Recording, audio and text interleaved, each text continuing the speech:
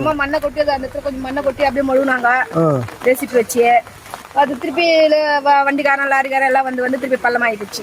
திருப்பி அப்படிதான் இருக்கு. எல்லாமே ரொம்ப கஷ்டப்படுறாங்க. வண்டியில வரவங்களும் கஷ்டப்படுறாங்க, நடக்கிறவங்களும் கஷ்டப்படுறாங்க. யாரும் எந்த முயற்சியும் பண்ற மாரி தெரியல. இப்போ காவா கட்டினாங்க, காவா கட்டும் போது கேட்டோம். நானே கேட்டேன், ஒரு வேலை சட்டை போட்டுன்னு போனவர் அவரே கேட்டாரு, இன்னும் ரோடு போடலீங்களா? நானா காவா கட்டி முடிச்சோடனே போடுவாங்கம்மா அப்படின்னாரு.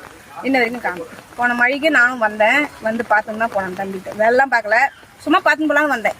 வந்தால் தண்ணி கிண்ணிலாம் ரொம்ப ஃபுல்லாகி ரொம்ப இதுவாக தான் இருந்தது, கஷ்டமாக தான் இருந்தது. ரொம்ப கஷ்டப்படுறாங்க. ஆனால் இந்த பதவியில் இருக்கிறவங்க ஜனங்களாம்.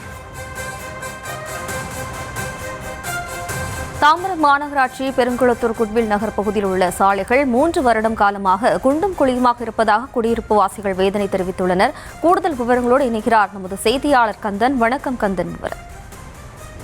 ஜெயஸ்ரீ வணக்கம்.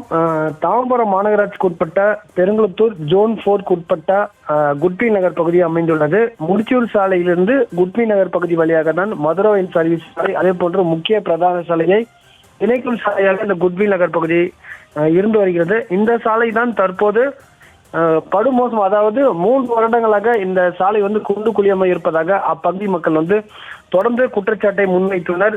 குறிப்பாக இந்த சாலை வழியாக, அதாவது அடையாறு ஆற்றுக்கு அருகாமையில் இந்த பகுதி அமைந்துள்ளதால் ஒவ்வொரு மழைக்காலங்களிலும் இந்த பகுதி கடுமையாக பாதிக்கப்படும். இந்த பகுதியை தமிழக முதல்வர் நேரடியாக பார்வையிட்டு அதிகாரிகள் முறையாக இந்த சாலை மட்டுமில்லாமல் இந்த மழைநீர் வடிகாலை பராமரிக்க வேண்டும் என தெரிவிக்கின்றனர்.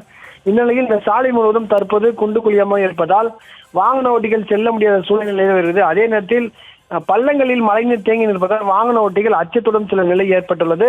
தொடர்ந்து குட்வில் நகர் பலமுறை தாம்பரம் மாநகராட்சி அதிகாரிகளிடம் புகார் அளித்தும் இதுவரை எந்த ஒரு நடவடிக்கை எடுக்கவில்லை என குற்றச்சாட்டு முன்வைத்துள்ளனர். எனவே சம்பந்தப்பட்ட அதிகாரிகள் உடனடியாக சாலையை சீரமைத்து தர வேண்டும் என கோரிக்கை விடுத்துள்ளனர். விவரங்களுக்கு நன்றி கந்தன்.